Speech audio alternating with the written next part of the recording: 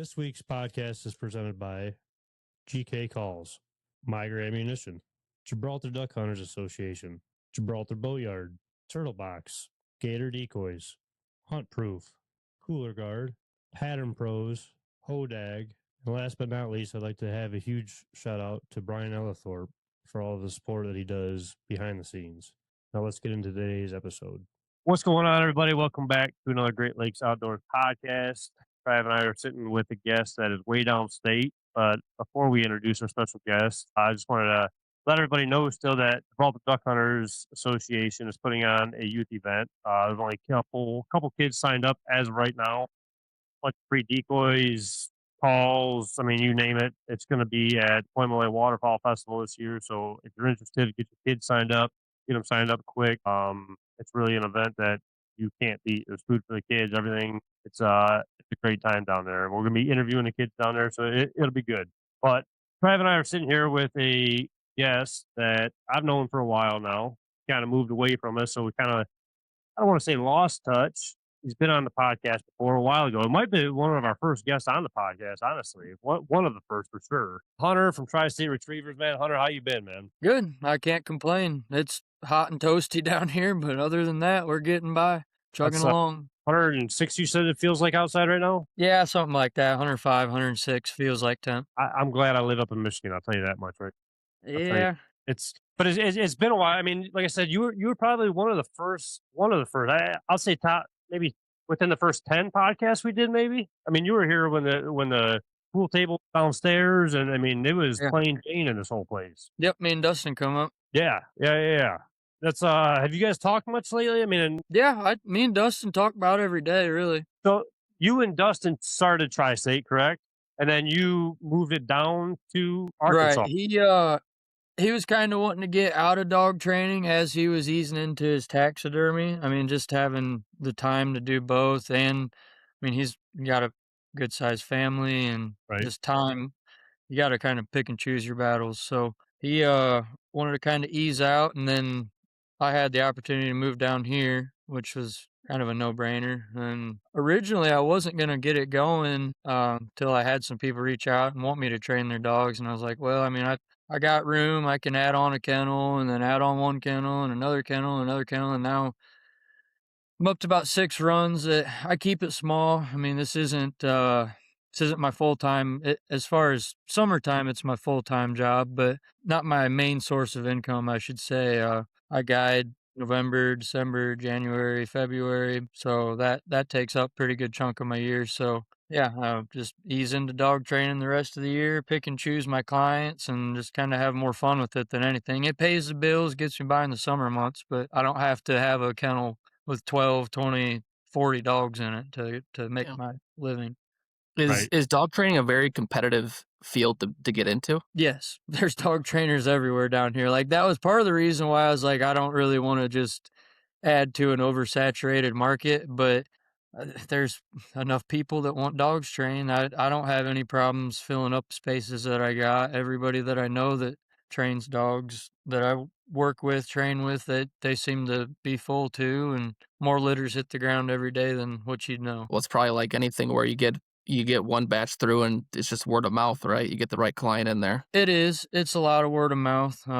Facebook's a big it's free advertising, so that's been huge marketing for me, but word of mouth does go a long ways. I feel like, especially with all the guide services down where you guys are at, it's got to be, I mean, everybody wants one of the top dogs out there for guided hunts or whatever it may be. So that's got to be obviously a big reason why training is such a, I don't know, everyday thing or not so uncommon thing down there compared to up here wise. Yeah.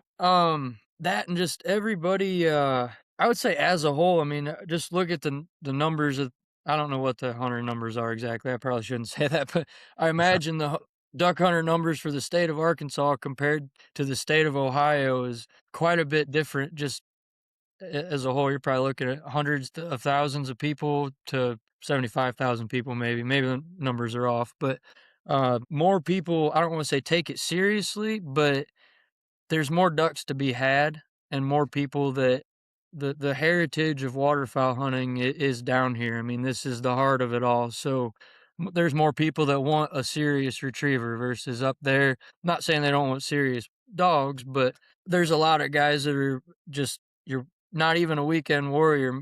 Maybe every other weekend that they just want a dog that just barely that picks up their birds and they're fine with that and that they don't need nothing more. And guys down here they hunt 60 days a season. They need a dog that's gonna roll. One of the craziest things for me, and you said it best, that it's more like the heritage of it all. Like it's more like the history of it all. And you watch all these shows on, whether it's YouTube or on TV itself. Everything kind of resorts back to the Arkansas area, especially like the flooded timber for the duck hunting, and with Dr. Duck running public land down there. Everybody wants to go to the dreamland down there in Arkansas to hunt that. So I could definitely see it being more of like a heritage thing. Like you said, not that heritage isn't a big thing up here, but I mean it's a whole different ball game, and not in a bad way either. It's just not like you said, not down on anybody up here. It's just different. I Different style. think I think the Great Lakes heritage of waterfowl hunting's widely underappreciated by a lot of the community that's not been. If you've not been to Michigan, Ohio and Lake Erie side and hunted around the Great Lakes and experienced it and even hunting inland, the field hunting up there's pretty stellar compared to most places. Like we always complain, or I always complain, our hunting's not very good in Northwest Ohio, but truthfully, that's a hidden gem up there. I don't know if I should say it or not on here, but it's that the Northwest Ohio, Southeast Michigan, it's overlooked. Yeah, no, definitely is. Yeah, no, the Michigan is one of the biggest. What is it? The deltas, like the biggest waterways for waterfowl in the country. I think it is. Yeah. And it's just I don't know. I agree with you though. It's one of those hidden gems, especially with like layout hunting and field hunting. And you got everything, sea ducks, everything in Ohio. And shooting hawkers up there, I mean, I got guys down here that have killed thousands of specks and snows, but have never killed a big Canada goose. That is one thing that I think a lot of people don't take like too much appreciation of being able to either hunt like field mallards or geese in a field. I like you said, there's so many people downstate that don't get the opportunity because you guys get mostly what spec and snows and stuff like that down there. Yeah, specks and snow. So I mean, with it's kind of just a whole different. It's a different world. I mean, we don't get that. You guys get a ton of pintails. I would assume. A fair amount. I mean, your mallards, of course. You get a lot of spoonies. We're hunting a lot of flooded fields, flooded rice fields, flooded bean fields. You're gonna shoot some spoonies. I mean, even that, just the spoonies alone, we don't. I mean, we get some here and there. I mean, you know how it is. It's just not as common, I guess.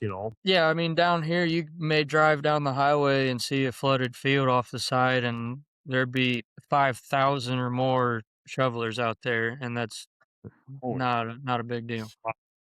Now, I know we're kind of getting away from like the dog training aspect of it all and the whole transition, but for you hunting down there wise, well, I guess it's not the transition, but like, has it been a big jump from Ohio to Arkansas? Like, what was like the process of all that for you? Because I mean, it had to have been huge. So, I mean, I kind of wasn't moving down completely, like not knowing anybody. I mean, I've had family down here my whole life, so we've come down and visited, and like I've had a few connections down here. I'm a pretty friendly guy, believe it or not, but despite what most people might think, so I can make friends pretty quick, pretty easily, and network my way pretty fast. So I mean, once I was down here, I was working construction for a couple months right when we first moved down.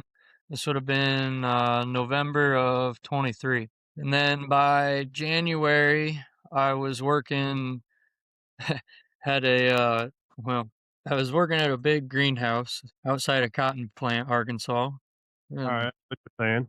I'll let y'all's viewers look up Cotton Plant, Arkansas cultivation, and there you go. I was a maintenance guy there for almost a year because I got sick that summer and did all my deal to get out of that, and then I got my guiding job. I think it was like August into September, and I was still pretty rough, kind of coming out of the hospital and all that.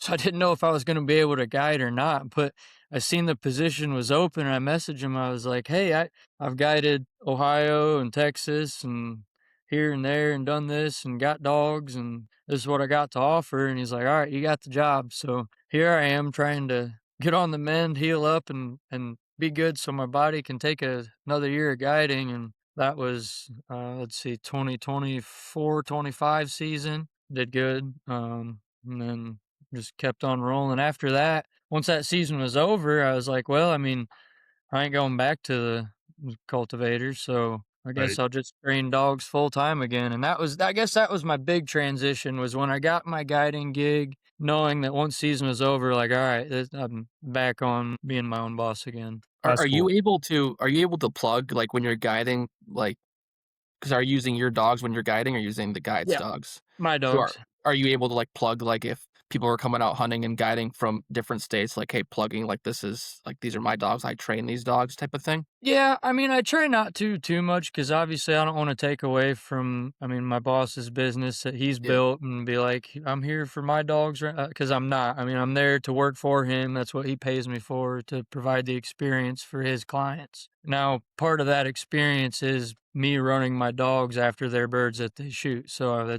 it goes hand in hand. He's been super nice about allowing me to have my dogs there, run my dogs, kinda.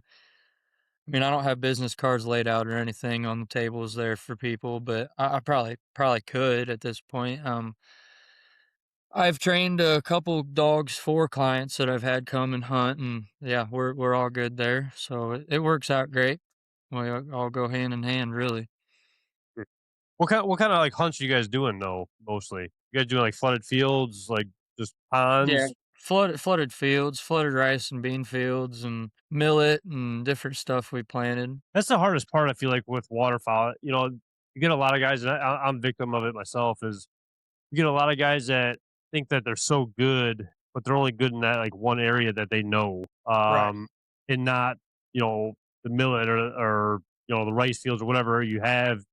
Everything's different, in my opinion. Every almost county up here is even different. The birds are different. They fly different times almost. And I'm Yep. sure you're flying. You're guiding down in Texas, like you were saying, but it had to have been some sort of a transition in that sense too, even down in Arkansas. No. Yeah, and I mean different I mean I've worked for numerous guide services now, so different owners are gonna want hunts run different ways depending on your clientele. So I mean that's a little bit of a hurdle too, to not really so much a hurdle, but transition. Coming from down on Texas, we was a little wild down there on the coast. Yeah. And here at Busted Duck, I mean, it's as professional as gonna get. I mean, I'm up before everybody else in the morning. I'm making coffee by the time everybody's up. Nobody lifts a finger as far as clients go besides walking and putting their waders on, get in the rig, and I'm driving them right to the blinds. That's sweet. I hand them all their gear. They don't have to do a thing besides enjoy the show, and that's what they pay for, you know. We Hmm. get back, I spray their boots off for them, I clean their birds, like, it's all inclusive. I mean, it's all right there for you. So, with that, yeah, I mean, you gotta cater, that's what it is. It's just as much hospitality as it is duck hunting, because I mean, you can control that part. I can't control a duck coming into our spread, whether I'm in the best spot or the worst spot. We may not kill anything that day, but I can make sure we have a good time. I can make sure the burritos are warmed up good on the heater, and that's the big thing that I think a lot of people, they want to come to Arkansas and kill a pile of ducks, but just do your homework, really, because it's not what it's all about, really. Yeah. Is Arkansas? You're starting to hear a lot of stuff about Arkansas. Is Arkansas as good as it once was per se? Like, is No. it a dying off thing? You think? I wouldn't say it's a dying off thing, it's just changing. And anybody that has, I mean, I've been around Arkansas since I've been itty bitty, just in spurts, but it's always wintertime, always duck season, and we've hunted numerous times before I moved down here. So I've seen the change a little bit firsthand. But if you talk to anybody that's hunted here for 20 plus years, I mean, the 80s, 90s, and early 2000s even was just hard to Un- fathom compared to now. And I got to catch the tail end of that when I was little, and I'd agree. I mean, we come down, and every day we went out, it was lights out. Now it's you got your good days, you got your bad days, just like anywhere else. What do Uh, you think attributes to that? Do you think flyways changing, developments of cities, overhunting? Here's where it's gonna get a little political. with all the And flooding. no, not even that. I just want to watch what I say a little bit. You're Uh, good. Still it, a beans, it man. some of it's just personal opinion and what I've seen, but that so there's clubs all across Arkansas of all various shapes and sizes. But your big clubs, and I'm not gonna sit here and drop any names or point any fingers, but most people that know anything about Arkansas will know your top five, I'll say. They hold a lot of birds. And I mean, more power to them. If I was a billionaire, millionaire, and could own property like that, I probably would too. I'd manage it and hold ducks and shoot them when I want to shoot them, and that be that. But used to people complained about the feds holding all the birds on the refuges, the federal refuges. Now you hear people complain, well, we ain't got no ducks. They're not on the refuge, and they're not seeing these clubs that's holding 30,000, 50,000, 100,000 plus. And I'm not exaggerating these numbers. I've seen them fly off in the evening time after they've not been pressured most of the day. And they fly off to another unpressured farm and feed all night long, and then fly right back to the first one, or bounce back and forth, club to club. And as the crow flies, they might be 5, 10, 15 miles apart, but I've watched it. A swarm of ducks will get up off of one private club that we may be hunting quarter mile from, and they Hmm. get up and will fly mile high straight in the direction of the next club over, and they ain't gonna stop till they get there. It reminds me of Canada down here, like Point Malay, like where we're local at. I've hunted right across the border in Canada, and it was like the same thing. As soon as sunlight comes up, those ducks get up out of the refuge and just fly right over to Canada to those clubs over there. And people act like we don't have ducks over here. Well, they just fed all night, and they're going to the safe zone. Safe zone per se. Um, but people don't Yeah, think we don't have any ducks. Like we have birds. It's just people don't know how to hunt them wise. What's making those bird like if there's a hunting clubs, right? So they're just not hunting those birds on those clubs and they're feeling I safe mean, there. some clubs are hunted religiously, but they're so large that they have so much food available for these ducks, and the clubs bring in so much money because you're talking clubs that the buy-in for a season lease is upwards of $500,000 or more just to hunt for a season for one guy and a guest or whatever their policy is. So the money for the farmers to or land manager, whoever to plant and essentially not really harvest. I mean, plant and flood. I don't know exactly how they do it, and I got to be a little careful on how I say that because the wrong person will see this and say Hunter's saying the wrong things about the wrong people. But I just call it the way I see it. Uh, I don't want to say it's completely detrimental to our hunting because, I mean, what's the difference between them doing it and the feds doing it on a sanctuary that you can't hunt? Not a whole lot of anything. Just the vast size of it, I think, is where it kind of gets to be a little ridiculous. How much unharvested crops can a person legally flood? Could be Yeah. a rabbit hole people go down, but I don't know. That's not for I'm just a peon in this world, truthfully. Well, I mean, it makes sense though because all you hear nowadays is the fact that the combines don't pick up or don't leave as much crop on the ground, and 1 through 10, A through Z. I mean, there's always excuses for people about not having the bird numbers like it used to be. Yeah, the winters up here haven't been bad at all by any means, and it's not pushing all the birds down like I'm sure like it used to be. Because growing up, I mean, I remember feet of snow on the ground. I feel like compared Oh to yeah, now, it's Halloween we was all like this with Michelin men underneath our costumes. right.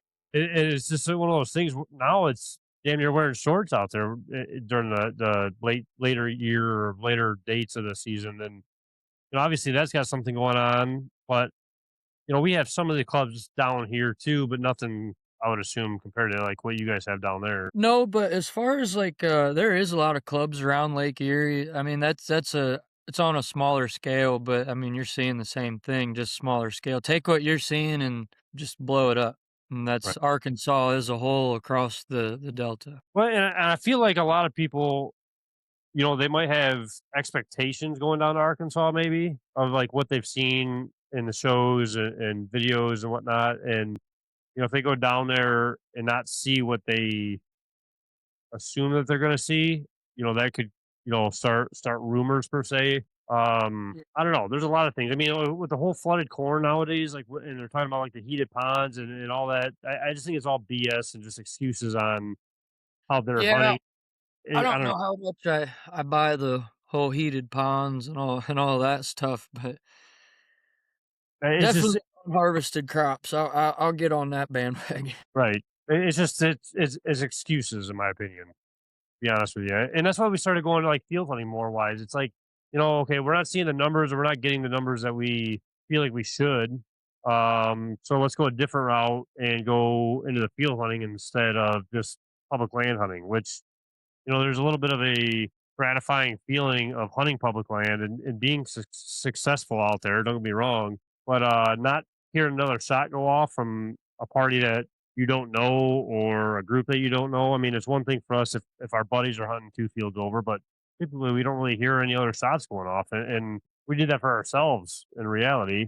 So it's nice to have. It's just people are too quick to make excuses, I guess, in my opinion. They just don't want to do the work. They just want to show up and think that the ducks should be there no matter what. With as far as like Arkansas hunting goes, that's where people got to do their homework, and that's where I recommend coming to a place like Bust a Duck versus uh just anywhere else, I suppose. But just because the hospitality aspect of it, we can't control those birds, but we can control your time here. So I mean, I guess for like a going on a guide, right? Like that's kind of what you're. I mean, the hunting aspect is the huge piece of it, right? But you're talking like because you guys are lodging them too. Correct. So you're talking like everything else that comes with it. Yep. So that's The like lodging, the food. Because I mean, if depending on the guide service, you may book with the guy, and it may be a little cheaper rate, and you might have to find your own lodging. You stay in a motel, which hit or miss, and you wake up at whatever time they tell you to meet you at whatever gas station that you meet them at, or they drop you a pin and say, "Hey, meet me here." You park your own vehicle off the side of the road and walk or get into whatever buggy to get to whatever blind, and it's just not in my opinion, that's not the experience, not what I would want. Now, granted, they may be on birds a little bit more than what we may be because they have more availability to bounce around and they're not as limited to the same area, I should say. But when we wake up in the morning, our people, they don't have to worry about a thing from the time they open their eyes to the time they close them. Their vehicle stays there. I mean, unless they want to go to town, but they don't have to worry about burning their fuel, tearing it up on anything. The food's great. We have bonfires every afternoon and evening. There's trap shooting. I mean, it's just a full all-inclusive deal, essentially. It's a good getaway for people. And if we kill ducks, then that's a bonus. And I, geese, too. I that's heard awesome. Stuttgart's a really good area to stay in. Um, That was a little joke. I'm as just far as hunting goes, it's pretty good. I don't know about the hotels so much. I heard it's a lot rougher than people think down there. Yeah, Arkansas doesn't have anything. It's farming, and as far as well, I shouldn't say about the state as a whole, maybe, but there's not a lot here. It's natural beauty is what it is. And down in the Delta, it's a farming and duck hunting. When it's not duck season, it's ghost towns. I could imagine that. I mean, that's what I mean. Like I said before, though, I mean, all the videos you'd watch. I mean, that's probably how a lot of the towns in Arkansas get their money off of just out of staters coming through and coming by. I could really see that for sure. Yeah, if you go to Max right now, I guarantee, I shouldn't say guarantee, but there most likely there's going to be maybe 5 cars in the parking lot. Really? Maybe. You go to Max in November, December, January, good luck finding 5 spots in the parking lot. That's nuts. That's nuts. Do you ever miss like the buddy hunting instead of like the guiding aspect of it all? Oh yeah, I mean, I get to buddy hunt a little bit here and there while I'm down here, but truthfully, I get a day off during season. I'm sleeping. Like Feel that. I'm really not that mad at it, unless I got something that, and buddies that are like, "Come on, let's go," and it's just like it's gonna be a good deal. Then I'll go. But like for the most part, I'm dragging a lot of the time, so I get a What, day off. I'm gonna sleep. getting up before everybody else making coffee and stuff, I can only imagine. Alarm goes off at 3:30, and chances are my eyes ain't gonna go closed till 10:30, 11 o'clock. Man, Well, that was gonna lead me into like, so I mean, we all here enjoy, hunting waterfowl. Like, what made you want to get into guiding? And I'm sure there's been some moments in there where you're like, shit, I don't want to do this. I I don't know. I don't know. I think when I was a little kid, that was just we come down, and some years we'd guide hunt, some years we'd have other people take us out. But I think I was like the fourth grade, so what, 9, 10 years old, and we come down and had just 3 days of just phenomenal hunting. And 2 of the days we had the same guide, and then the last day think we told him we didn't need him because he's hunting the same spot, and they told us where we'd already been there. So they said, just drive here, go to the blind, have your hunt, like self-guided essentially. And it was fun. Like we killed ducks, but I had more fun with the guide there just because he made it part of the experience, talking to an Arkansas guy and just picking his brain. And I don't know, maybe I was just a naive little kid at the time, but we that all was he was a hero in my eyes, and he's just a good old boy, just a farm kid that was probably just guiding part-time for the winter. Like, I don't think it was his full-time job by any means, but now it's a full-time deal. And started up there a little bit, and that led to Texas. And once COVID hit, that was kind of the big thing too. Do you have a moment in all your guiding where like just stands out to you, like this is why I guide, this is why I do it? Thankfully, I'm blessed to say that I probably have more moments that come to me as I continue to do it. Like I could think on numerous ones, but like last season, we had a group, and a father son came and hunted with us, and we didn't have good hunts by any means, numbers wise. I mean, it was fun. We had a great time, and the kid was new to duck hunting. I think I got to see him shoot his first duck, so that was pretty cool. I've been around for a lot of firsts for people, and that's huge because I mean they're gonna remember me just as much as I remember them for the rest of their life on their first bird. But watching kids do it, that's what's really neat. And I had that father son last year, and uh, they go home. They super grateful, thank me and everything. They leave, and towards the end of season, Buster, my boss, like, hey, you got mail sent here. Which is weird. I don't get mail sent to the lodge, but they hand wrote me a letter that was thanking me, and like, I remember shooting my first bird with you and your dog, and like, I don't know, it just makes you feel good. Yeah. That's that's kind of huge. why, I mean, that's why you do it right there, just for Yeah. everything, right? Hunting in general. Yep. And I mean, I could tell you all feel good stories. I mean, for the hour, I'm sure, but it is. I mean, they keep the clients keep me coming back. The friendships I've built. Um, one of these days when I'm done guiding and I hang my hat, I got some cashing in to do on all these people that have been like, "Hey, come hunt here, come hunt here, come hunt here," and I'll be damn, I'm gonna do it. I'm gonna hunt them down and be like, "Hey, Get it in I writing. took you hunting here. Now, time to repay the favor."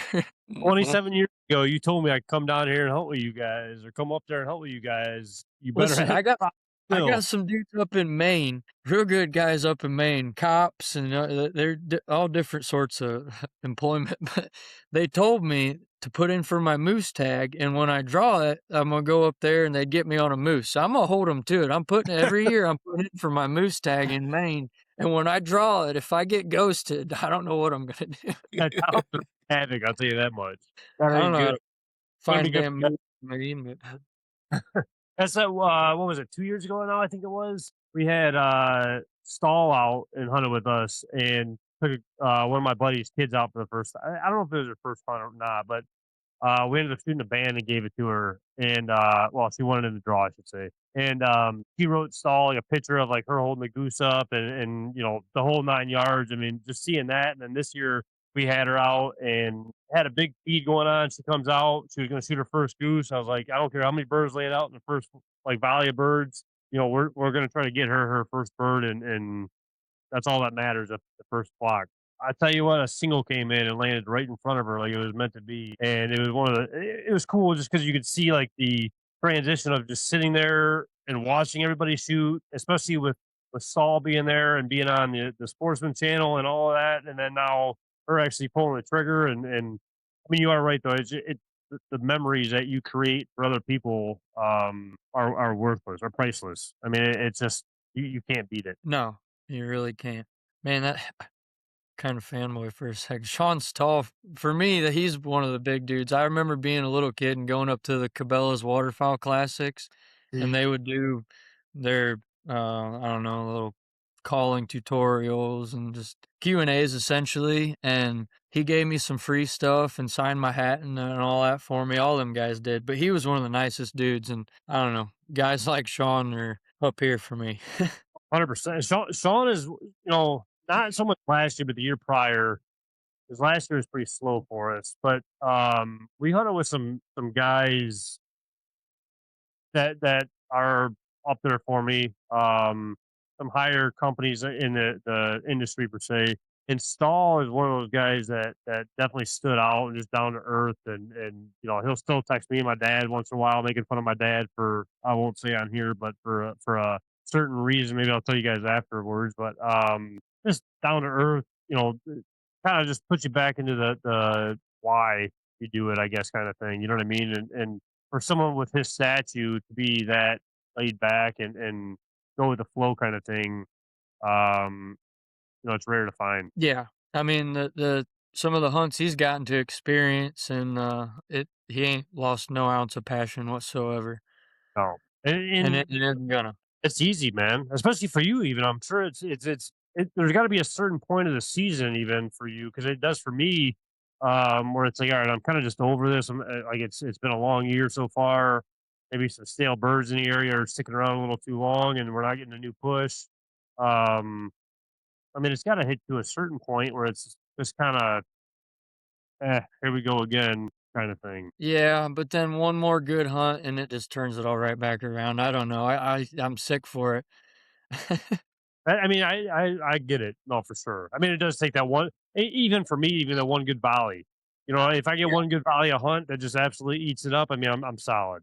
I don't got to pull the trigger no more. I'm good. What I'll tell people, and it can go for hunting in general, but guiding especially, and just as far as morale goes, I mean, I ain't the only guide there, so we got to work together, and you want to keep boss happy, you want your clients to be happy, and what's going to make them happier than killing limits every day? Well, you ain't going to kill limits every day, but when it's good, it's good. When it's bad, it's bad. I mean, that just is all there is to it. I mean, you're gonna have your good days and you're gonna have your bad days. It's just you have a bad day, just go to sleep that night and wake up, and the next day is a new day. Make it a good one. Now, are you holding the gun during these shoots or no? No, I have a gun there to shoot cripples, but truth be told, I keep it behind out in the case. I usually don't have it really near me. And if a bird needs shot for a cripple shot, I just tell the client, just shoot it again. And then there's very few cripples in these flooded fields that I'm not confident in my dogs chasing down. As long as they ain't flying away, my dog's gonna get them. So that kind of adds to the show too. I mean, you don't want to take up a lot of time on the dog chasing, but if Karma, my main guide dog, if she's seen it fall and she's got a mark on it, that's done. I was gonna say, like, for these I'm sure there's like a speech or something pre-hunt. Like, well, what's that rundown look like when you're going out? Because I mean, I'm sure there's some safety involved and with the dog and Yeah, can't so shoot here, like that kind of stuff. we have a big safety meeting at dinner time when like the group shows up and they're signing their release waivers and signing their toe tags, so all our birds will be tagged and all that, filling all that out. We give a big safety spiel to everybody then.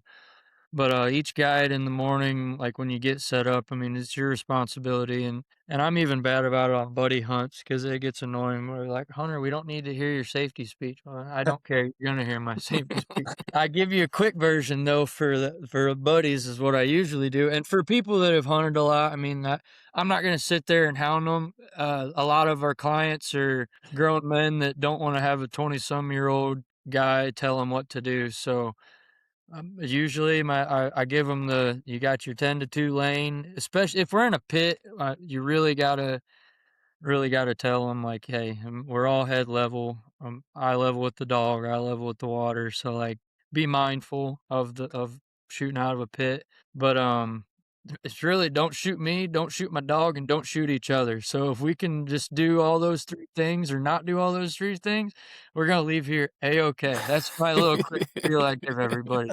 And that usually gets a good chuckle after I mean, you gotta get serious with them because I don't like being an asshole on the hunts, but if something scary happens with safety, like you should have said something to beforehand so that was already avoided. So if something does happen, that's when I'm gonna kind of be like, "Hey, I told you this," because I do. I give a good safety speech. That once the gun goes off, you ain't taking it back. You're able to say, has anything like scary happened out in the blind? Uh, Not as far as I've not personally seen any accidental discharges that I can think of off the top of my head.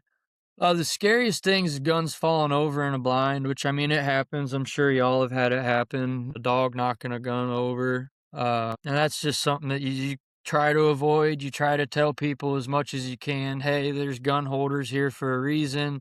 Hey, lay your gun like this. But inevitably somebody at the wrong time sets it down in a spot and it slides. But the problem with that is, like I said, if that gun goes off, you ain't taking it back. And I mean, if you're in a pit and that gun slides over and it goes off, you're in a steel box in the ground. Everybody in that pit's getting shot. Like I said, I hate to be a dick on my guided hunts, but when I give my safety speech, I'm not the nicest person in the world because I want my clients to know, like, all right, he can get a little mean if he has to. Because I mean, if safety's nothing to joke around or play around about, that's just is what it is. I mean, you're here to have fun, but also you're waving Right. around guns. So I And mean, there's got to be some aspect of safety and being Yep, and right that's what there. I tell my people, like, I know y'all don't wanna hear it, but so I'm gonna tell you it, and it's gonna be done, and hopefully I don't have to say another word to you again about it, and that's that. And I knock on wood, typically don't have anybody give me any issues. Safety, that one thing that bugs me, and I always say it in my speech too, don't be clicking safeties off until you're pulling up to shoot. There ain't no reason when I'm saying, "Alright, y'all, get ready." I'm saying get ready to, like, mentally prepare yourself to get ready. Not get ready and click your safety off because a turkey's walking in. This ain't turkey hunting. This is it's wall one motion. Click, boom. And that's part of my spiel too. So I don't know, just little tidbits I picked up on to tell people because and inevitably you're gonna have guys that don't listen. They don't even realize it's happening. I mean, it's gonna happen. We've had Yeah. that where, in the A-frames wise, where gun tips over or whatever, and obviously nobody's meaning to do anything bad, but it's the times that you get nonchalant about stuff is when things go haywire. That's what Yeah. sucks. But I mean, that's also my job as a guide and that's why I don't have my gun. I don't need to be glancing down looking to see, is my gun on safe? Is my gun sitting in the right spot so it don't fall over? My gun's not even there to worry about. I can look down the blind though, and while people are shooting, I don't need to watch these birds fall. My dog's watching the birds fall. I need to make sure, is everybody shooting in a safe direction? If I'm shooting my gun, I ain't looking down to see what everybody else is doing. Right. That is true.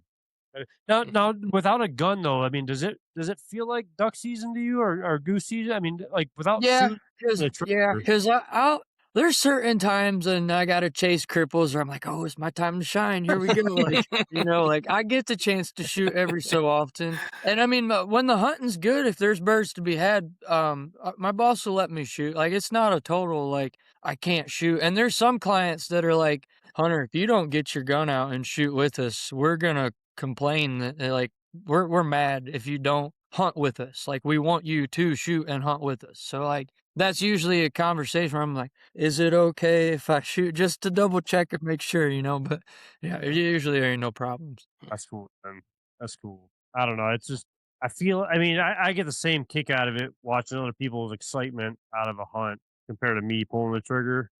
But once in a while, like I'm notorious for if that single's flying in, that single goose or duck flying into the hole. I'm not even saying a word. I'm just pulling up because I at least got to see if my sights are still on. You know what I mean? Yeah. I got to see if something got knocked off or what. But I don't know. For me, it'd be to an extent get hard, but I guess seeing everybody's expression wise towards a hunt, it would make it that much better. I just Yeah. people have asked me about it before about guiding, and people still like confuse it. Like I just had a guy I think 2 weeks ago ask about how much we charge for hunts, and it's like, well, one we buddy hunt, I can point you in the right direction, but we're not guiding. And the biggest thing for me is just one, especially up here, the I don't know the flyway itself. Not saying it's a bad flyway like we talked about before. It's one of like the unknown kind of hidden gems out there, but the I don't know, hoping that there's a hot field around or a hot, hole around it. And you know how it is over here. Like you usually or sometimes don't get that every weekend or a weekday or whatever. Yeah. Um, it's tough. And then do I really want to work for at something that I love doing? But I mean, that goes both ways, I guess, in that aspect. Yeah. I mean, guiding up there, that's where I originally started at for the first couple years. It's so inconsistent on when the birds are gonna come through. Like, it's gonna happen. Y'all are gonna have some awesome hunts throughout the season, Mm. but to point at the calendar and say this weekend, which I mean, it's hard to do that even down here anymore. Um, but up there, it's even tougher to say this is the weekend that people need to book with you. You're setting yourself up for disappointment, your clients up for disappointment, and then not only that, to lock down the amount of land that up there, you're looking at opening up a whole new can of worms with landowners, your other local hunters.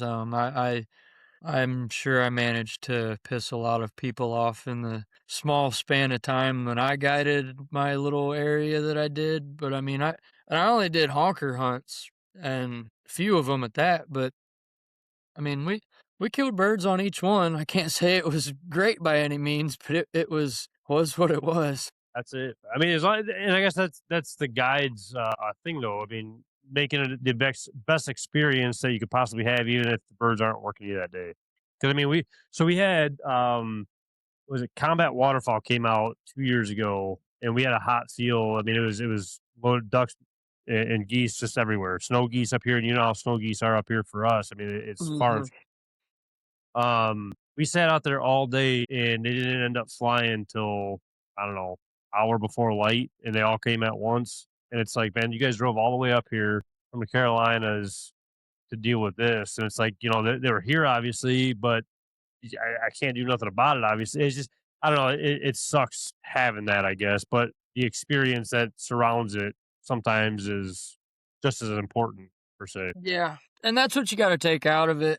That's what I hate saying it, but eh, I get sick of hearing "Well, bad day hunting's better than a good day at work," because everybody said that, and then I hit him with the, "Well, what if that's your job? Like, That's this true. field It's- is it just a bad day?" But no, any day in the field's a good day, but, y on a bad day hunting, y'all just limited out on memories is all. That is true. That's But fair. sometimes people don't like hearing that.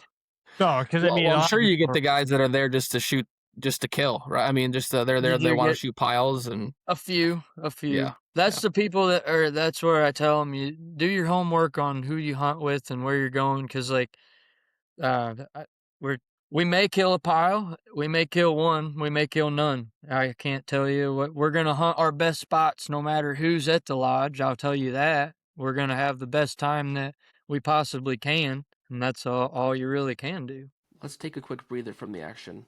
Let's talk promos. Grab 25% off Hunt Proof with code GREATHP25. Save 20% off Cooler Guard using code GLO. You can take 15% off your order from Hodag using code Great Lakes. and take 10% off Pattern Pros using code GreatLakes10. Now back to the show. Transitioning into the dog training aspect of it all. Like we talked about, you and Dustin were doing it up here. Now it's still tri-state down, like down where you're at now, right? Or is it through a different training Yeah. facility? No, I just kept the name. I Okay. probably should have changed the name though, truthfully. I get people that are like, Tri-State, what? I was like, come from up north. That was Tri-State.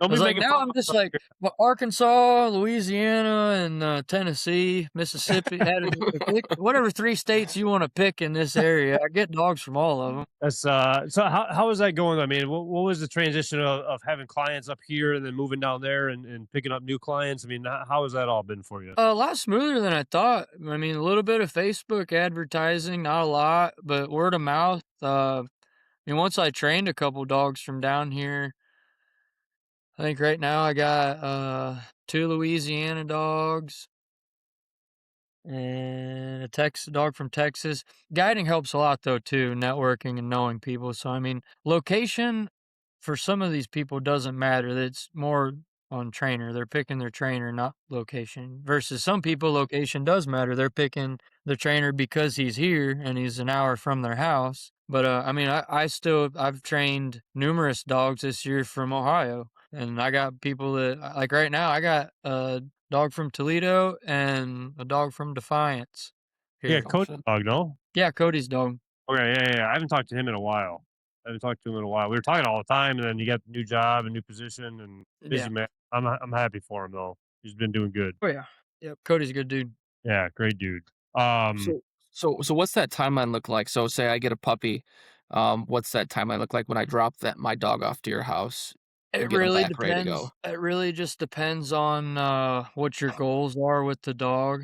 I mean, if you're trying to run tests and put titles on him, you're looking at multi-year investment, numerous summers as far as I shouldn't say multi-year. By the time it's all said and done, some of these like Wiz will come back next summer, and that'll be summer 3 that he's been here to get his HRCH. But a basic gun dog, if they're brought here at 6, 7, 8 months, and they have a foundation of they know their name, they know sit, hear, heel a little bit, and they're not just completely blank.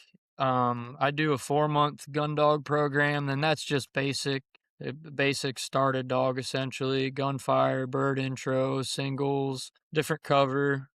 And that'll get you to a huntable point to where you can kind of limp through that first season. But I always recommend more training beyond that because you want to put as many tools as you can on these dogs to help them out, in my opinion. What's the earliest you'll take a dog, and what's the oldest you'll take a dog? Really, I mean, earliest 8 weeks old. I do a puppy program, or for the little itty bitty dogs. So if people pick a dog up from the breeder or out of my own litter and not everybody wants to deal with the puppy pissing in the house, so I'll deal with it for them. And do a little bit of potty training and bird exposure and just like a head start program essentially, and I'll do that for a couple months.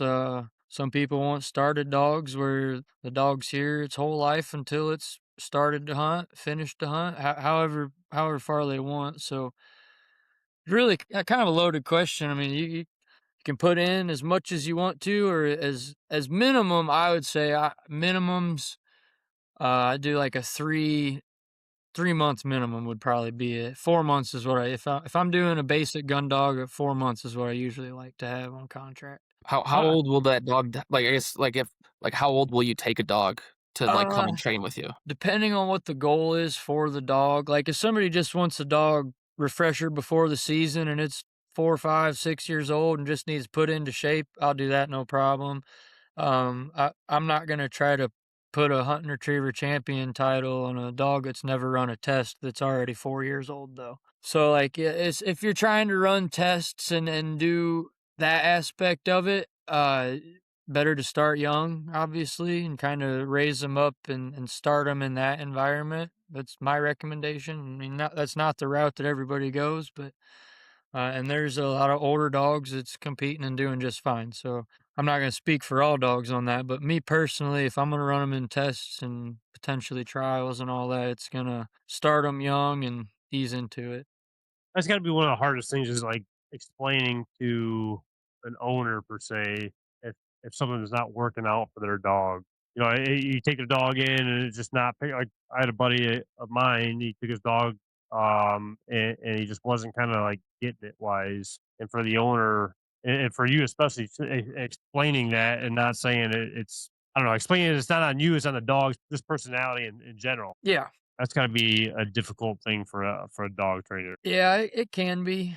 I mean, you always hope and try that that's not a thing, but inevitably, I mean, you're not going to be not everybody's going to be happy in this world, no matter what you do. Somebody's always going to have something to say. I've been fortunate and have only had very few instances where I've had people ever get a hold of me after sending a dog back from training where they're not really happy. And after explanation and listening to what happened and then explaining them, well, this is probably why that happened, and it not really falling back on me. And then when they understand that, and then it's usually it all works out typically. Being transparent with the owner is the biggest thing though. 'Cause, if Fido ain't worth a damn, I'm gonna tell you Fido ain't worth a damn. You Right. know, like if he's only so good, he's only so good.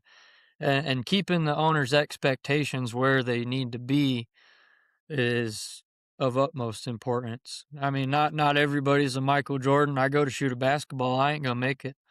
Just saying, not everybody's meant to. Some people play on the varsity team, some people get cut. Well, I mean, there's a long bench. I mean, you might be able to get on the end of it. You'd be all right. Yeah, I'm Do you, good. do you give them a training regimen when they leave? Well, Because I mean, like you're not gonna be sending them away and be like you got to keep training the dog. I mean, through Um, the years, right? But Not so much like a regiment. I do give them like some tips, and then I mean I'm always available for all my clients. I mean that's something that they pay for, that they get for life essentially. 24/7, 365. If they call me at midnight and I'm awake, I'm gonna answer. I hate to do it at times because I have a life too, but that this is my life essentially. So when duty calls, you got to answer it. And yeah, I don't know. People they take tips and roll with it. The big thing I tell a lot of people too is the retriever trainer with Freddie King, using resources that's out there. I'm not the only person they can reach out to and get help with dog training and tips and tricks and drills and what should they do, what could they do. Now, granted, I just train their dogs, so they probably should reach out to me. But if they want to get on YouTube and look up videos and the retriever trainer that Freddie King's got, that's probably the closest to like a regiment that I would send them home with, because that's a pretty solid program, start to finish. I mean, he's got dogs on there from day one to day done. and I think the biggest thing with obviously there's tools out there. I mean, Hunt Proof, one of our sponsors, has. I think we actually talked about that with the app that they have for training dogs and stuff like that in the past. Well, I know I reached out to you recently about the question that they asked us about reaching out to clients and stuff like that about their dogs. But Yeah. they have a good tool in their app, but um people can watch all the videos and do all those kind of things right, but actually having the time to sit there every day and do the right training for that dog is a whole different thing. I mean, the dog's gonna act different than the video that they watch, so then they get discouraged on it and go a different route per se. So I think it's those kind of instances that make dog trainers like the separation between them all. Yeah, and during the process too, because obviously, like Cody's dog, he's in Ohio. He's not able to drive a couple hours and work his dog and see his dog throughout the process. Like I tell people, if you can, and I have people that come out and numerous times throughout the summer, they work with their dog with me through whatever drill we're working that day, and they kind of can see the progress. But for some of these people that can't until it's time for pickup, now upon pickup, I do request that the owner's here because we have to go over everything. I can't do that over the phone. Like it would be a waste of their money to not have me explain everything to them that their dog just went through. But beyond that, during the process, I'm sending videos with different drills of, hey, this is the setup I'm doing today and how I set it up. I got this here, this here, this here. I'm going to throw this from here to here. I have this thrown from here to here. Now I'm going to stop the video and I'll show your dog running through it. And then I'll do the next video and send it to them. So that way they can kind of replicate that at home too. Because, I mean, essentially, when I send these dogs home, like, yeah, they still need training, but a lot of them are getting sent home right before hunting season. So they need to hunt. I mean, they need to work with their owner a handful of times, get comfortable with their handler. Once they get comfortable and they're at that level, they need to get the real experience. And then if there's more hurdles to go over from there, then we can address that once hunting season's over and there's more time to train. That's kind of, I mean, that's what they pay for, really. Is there a thing where or a point per se, like per dog, that you're explaining to the owners when they come and pick up the dog, like tone of voice to use for commands, or there's some people that don't like to yell or whatever. You got to tell them to be stern on these commands compared to this command, or is there a thing along those lines? Yeah. Yep. And I give a folder to each dog. Well, when they get here, they get their own folder. Their payment records in there, shot records that they give me, contract, all that good stuff. Their little certificates when they earn their points at tests. And then it'll have some info, tips and tricks, drills, and then a command list that has every command that I've taught them, with the description underneath it and the hand gestures that go along with it. Because it's not just verbal. I mean, there's a lot of hand motions that go with it, and not just sending your dog back, left, right, and all that stuff. Like bringing your dog into heel has a hand gesture with it that if people don't do it and understand it, their dog might not have as clean of a heel as what I have them doing. So that's where upon pickup, like they have to work with their dog, because I'm going to stand there. I'm going to work their dog to show them, all right, I'm showing you that this dog knows that I know that he knows what I've taught him, and you know it too. So then after I run the dog, then I bring them up, and then they have to do the same exact things. And if they don't do it, we're going to keep doing it. And if it gets hot and we got to put the dog up and do it again, we'll put the dog up, run another dog, and then get their dog out again. But I want to make sure when they leave here, it's very black and white on what their dog just learned, what they need to continue to do, and where to go from here. Because I mean, this ain't cheap. It really ain't. It's an investment for people. So I try to make the most out of it for what they're getting. I don't want to just give them their dog back and be like, here you go, I just trained your dog for 6 months. I try to give them that packet of info, and my contact is 24/7, 365 for any question they could ever possibly have. That's kind of the value in it. Is there anyone in Michigan that you would recommend Yeah, someone in Michigan absolutely. send their dogs to? So Erie Kennel with Eric Wright, he's right outside of Pittsford, which is down by like Hillsdale. Okay. I got my female out of one of his litters. And we still talk seldomly, but he's good people. I would send a dog there if I was not training myself, and that's a reasonable drive for you.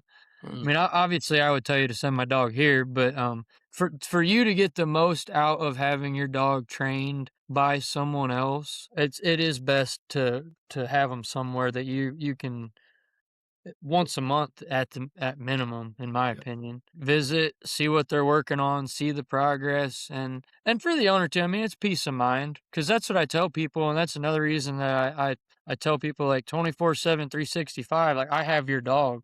For some people, that's a big. It's a trust thing for people to leave their dog with me for months at a time, and especially for the ones that aren't close enough to visit and see them. Like Cody, he hasn't seen his dog since March, other than pictures and videos. But like that's hard for a lot of people. So I somewhat trained my dog, and I just couldn't imagine like sending my dog off somewhere and just not seeing him for 6 months at a time. It just seems insane to me. Now, I but will say a lot of the dogs, like the repeat clients I have, and what I tell people is, like, think of it more like like a fun summer camp versus a boring summer school. Because I have dogs that have been here year 2, 3 that when they get dropped off, they're as excited as can be to get out of that truck because they know they're here to have fun and train every day, and all they really got to do is just train and hang out. They don't really they don't have much responsibility. So if someone's going in and they're looking to get their dog trained, what should they be looking for in that trainer per se? Like, what are some key things like they should be like, hey, like they have this, what would you recommend them like looking for? That's kind of tough. Transparency is a big thing. How many dogs do they have at their kennel? Because that's going to tell you how much time is allotted per day to each dog. And not knocking the guys that have 20, 40, 60, 100 plus dogs at their facility. I mean, more power to them. I'm just one guy, and I personally wouldn't want to have, like, I cap it off at like 10 client dogs is going to be my max. And even at that, once I get to, like, right now I got 5 with another one coming in and some leaving soon, but like having 6 client dogs at a time it's enough for me to pay my bills, stay busy, not have too much extra on my plate. I could take in a couple more if people ask. I don't have to advertise for it though. And but you can be a little more picky at that point.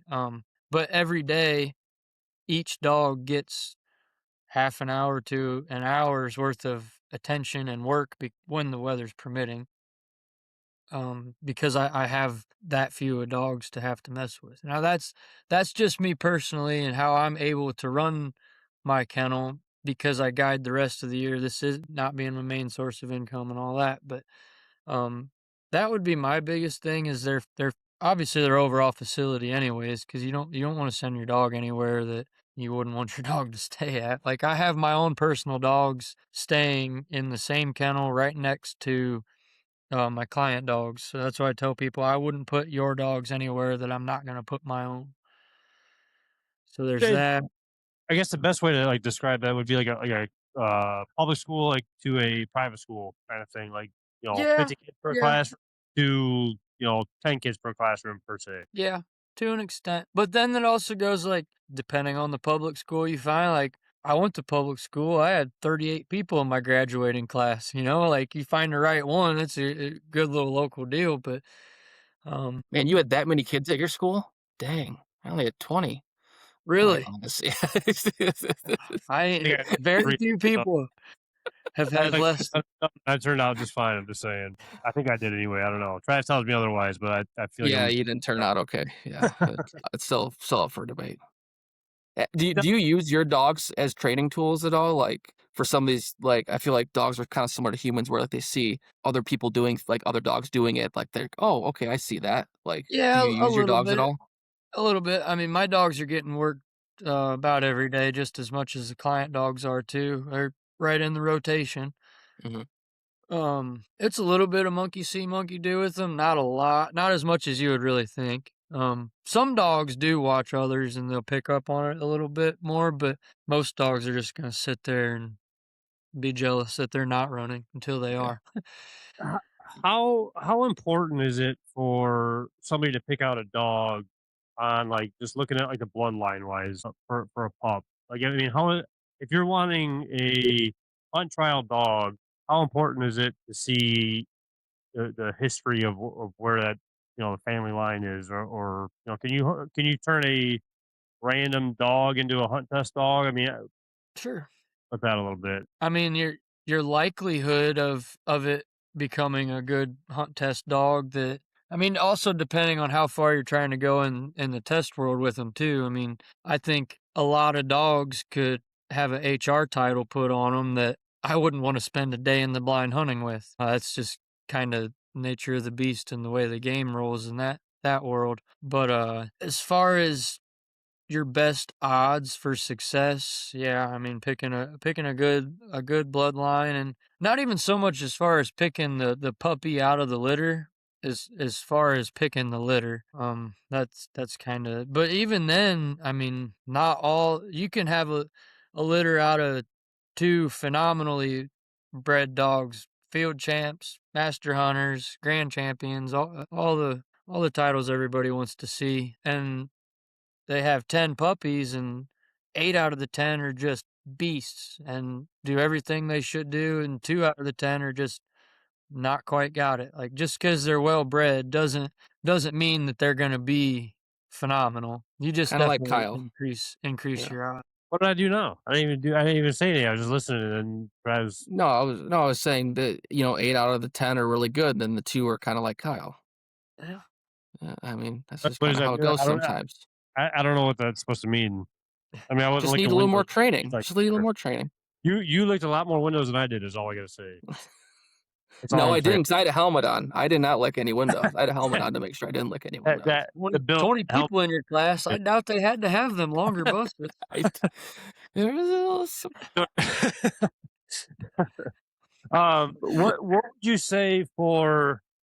And it might be all the same, but like litter wise, like say you're looking at this litter of pups, but it's like the third litter from that female. I mean, what would be your best, just opinion wise? I mean, first litter getting that set of pups, or second litter, third litter? What is your opinion on that? I've never You really think bad?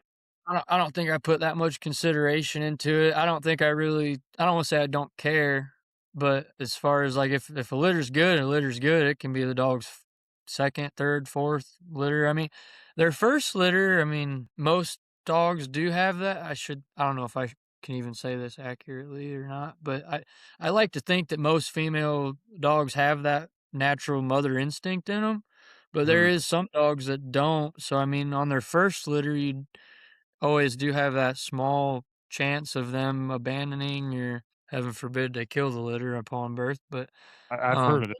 Sure. yeah, I've heard of it too. So I don't know. I've never seen it, never been part of it. I've got lucky in the couple litters I've had. Turned out good. So One of my buddies, he's down in Arkansas. Actually, he runs a outfitter down there as well.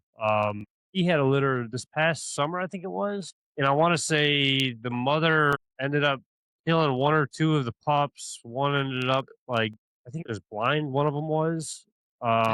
Just wasn't a good run. Obviously, I mean there was no rhyme or reason per se, obviously, but I didn't know if there was like in the dog training world if there was a way of looking and telling clients, if it's the first litter or the second litter, like those are the ones that you want to go to. Once it gets a little bit later, kind of stay not away. I don't know. not that I'm really aware. There might be, and maybe I just don't know. I just haven't never heard of a particular order. Now, I I personally like my females. I'm not gonna go past 3 litters. Like they have their third litter, they're probably not gonna have a fourth litter. They're gonna be done as far as breeding goes.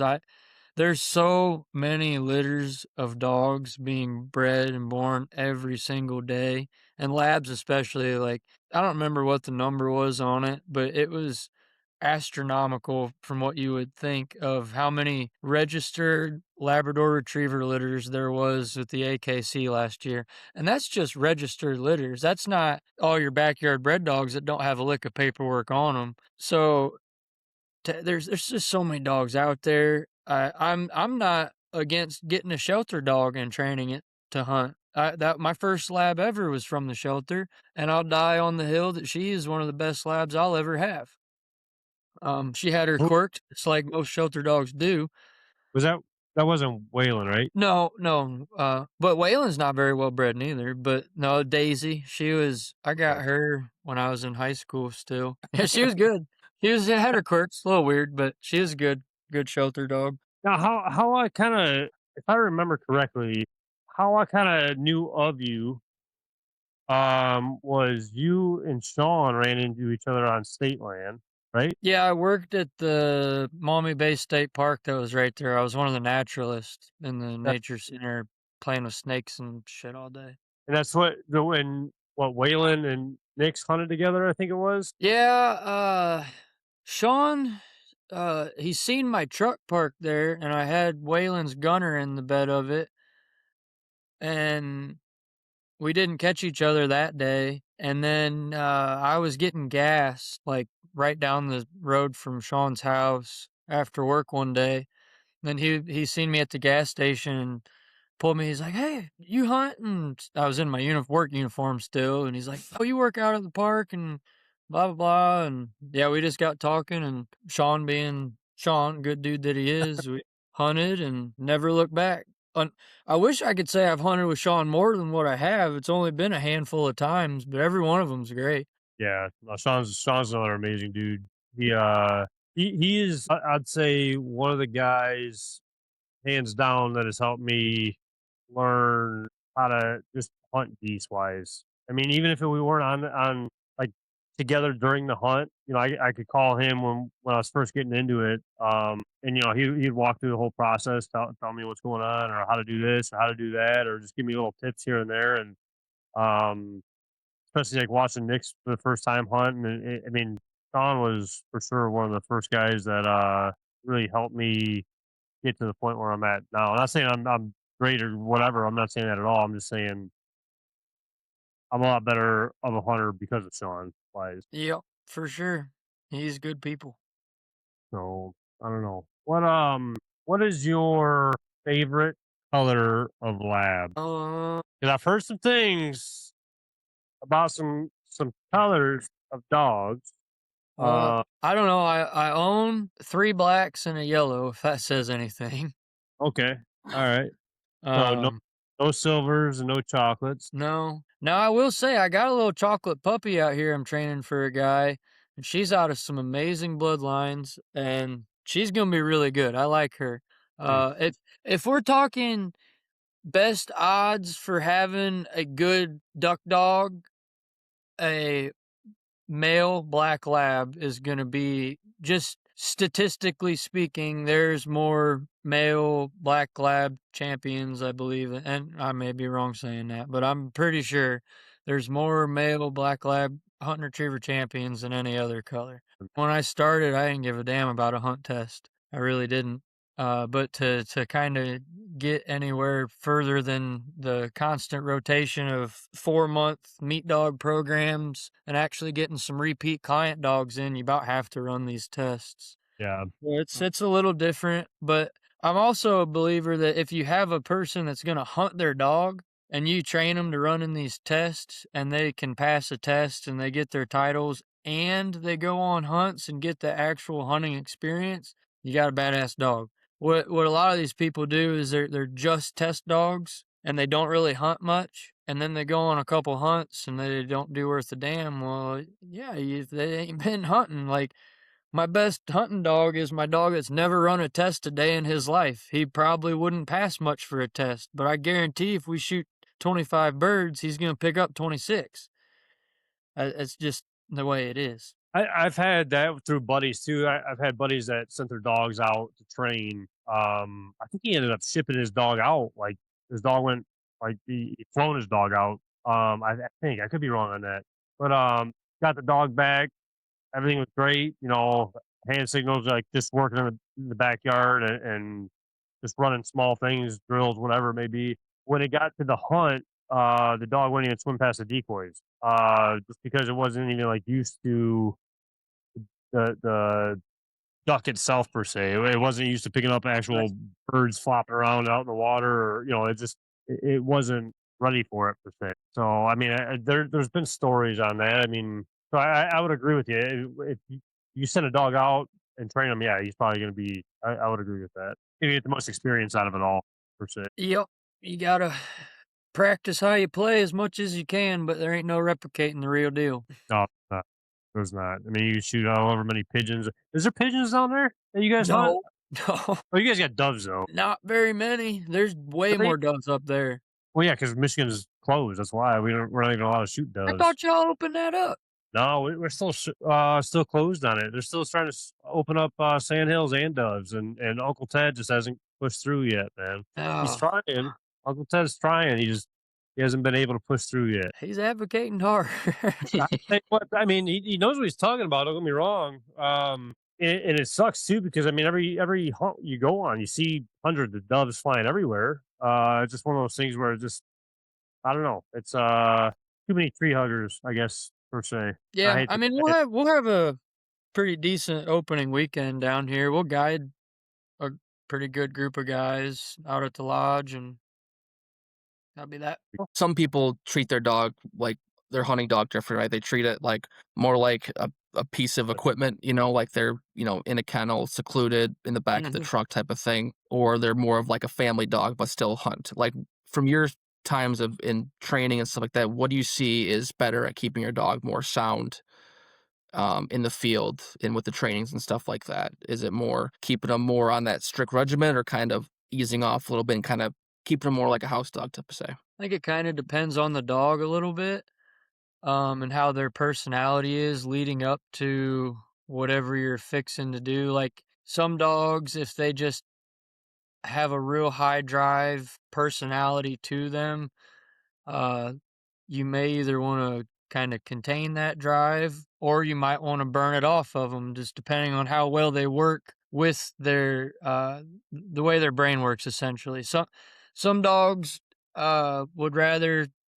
be kind of confined and sit in their own little safe space right before they work, and that they'd rather be like that. And I think reading the dog and what it would rather prefer would be my go-to. As far as personal preference on it goes, I mean, I keep dogs in the house, I keep dogs outside, either or in the garage. I like to make them be as versatile as they can, where if they need to stay outside for a couple weeks, they're going to stay outside in the kennel for a couple weeks. If I want to bring them inside and let them be a house dog, couch potato for a time, they're more than welcome to do that, And right now, I keep my 3 males in the house, and I keep my 2 females out in the kennel, just for the sake of when they go into heat. But other than that, I mean, if personally, I wish I could have one of my females inside